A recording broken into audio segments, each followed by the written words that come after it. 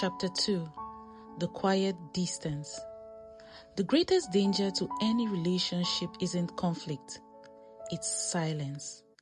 Not the peaceful silence of two people enjoying each other's company, but the silence that slowly replaces conversations. The silence filled with assumptions, unspoken disappointments, and words that never find the courage to be spoken. The next morning, Daniel woke before sunrise. Grace was already awake. She stood quietly by the kitchen window, a steaming cup of coffee in her hands, watching the rain drip from the roof. "Morning," Daniel said softly. "Morning." That was all. No arguments, no laughter. Just two people sharing the same kitchen while feeling miles apart. Daniel wanted to say something. Anything. "I'm sorry about last night. I've been distracted. I miss us." The words gathered in his mind but never reached his lips.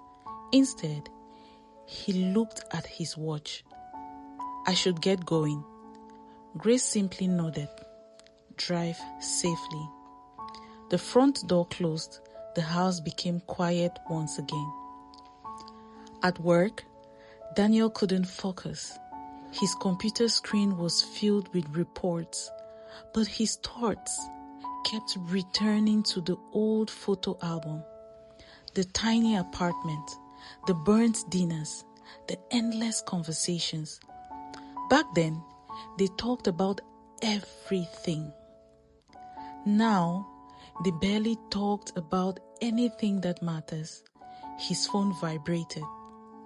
A message from Grace. "Hope your meeting goes well." Daniel smiled.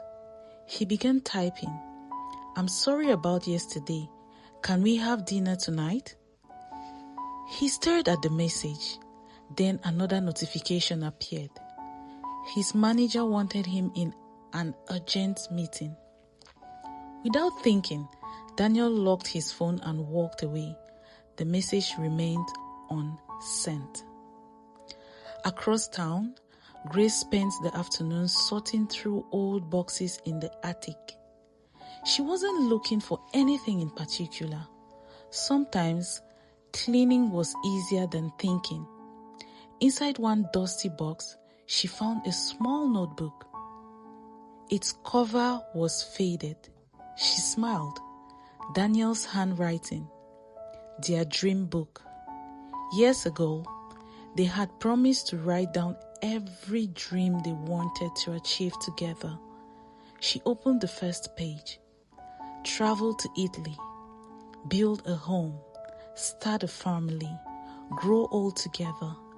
Every page carried memories. Then she reached the last entry.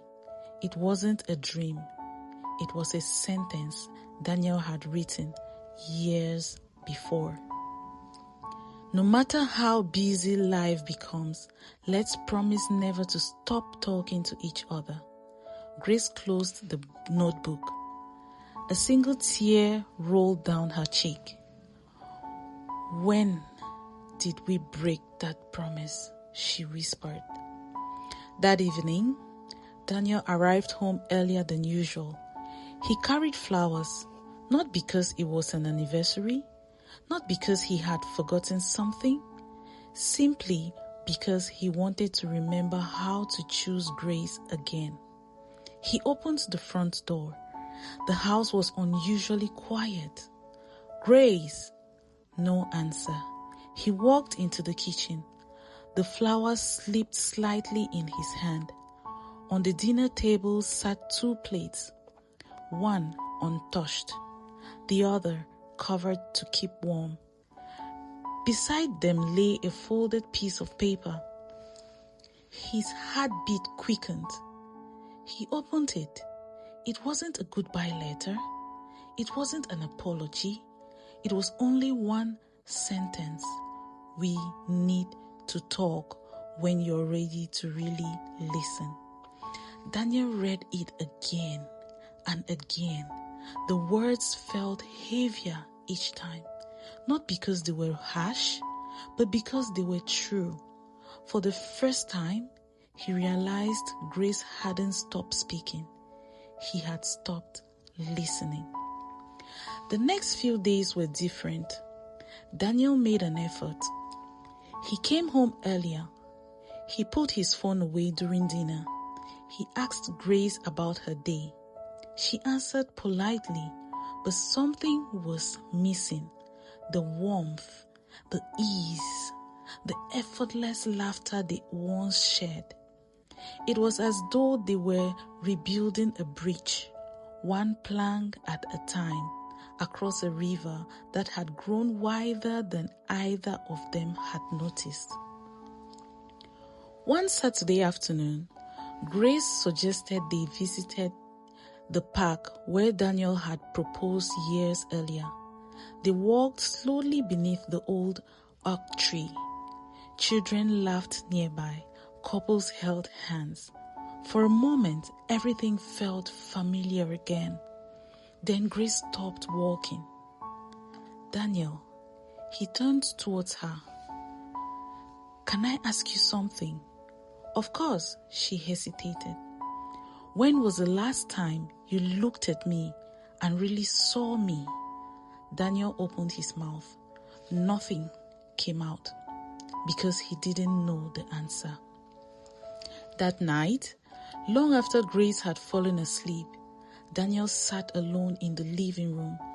Her question echoed in his mind, not because he didn't love her, but because somewhere along the journey, he had begun seeing responsibilities instead of the woman he had once promised to cherish.